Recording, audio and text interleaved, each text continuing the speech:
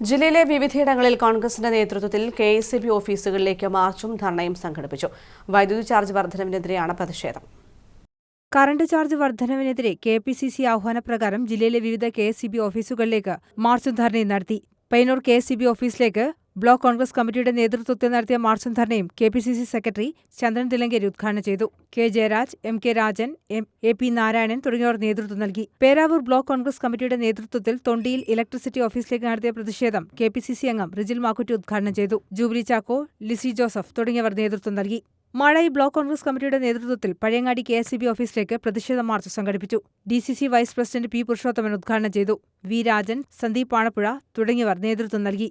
തലശ്ശേരി വൈദ്യുതി ഭവനിലേക്ക് നടത്തിയ March KPCC അംഗം സജീവ് മാറോളി ഉദ്ഘാടനം ചെയ്തു. തലശ്ശേരി ബ്ലോക്ക് കോൺഗ്രസ് കമ്മിറ്റിയുടെ ആഭിമുഖ്യത്തിൽ നടന്ന പ്രതിഷേധത്തിന് block Congress president M P Aravindakshan, Manyad Balakrishnan തുടങ്ങിയവർ നേതൃത്വം നൽകി. മട്ടന്നൂർ കോൺഗ്രസ് ബ്ലോക്ക് കമ്മിറ്റിയുടെ നേതൃത്വത്തിൽ പാലോട്ടുപള്ളി കെഎസ്ഇബി ഓഫീസിനു മുന്നിൽ പ്രതിഷേധ സദസ്സ് സംഘടിപ്പിച്ചു. കെപിസിസി അംഗം രാജീവൻ എളയാവൂർ ഉദ്ഘാടനം ചെയ്തു. സുരേഷ് മാവില, വി ആർ ഭാസ്കരൻ തുടങ്ങിയവർ സംസാരിച്ചു.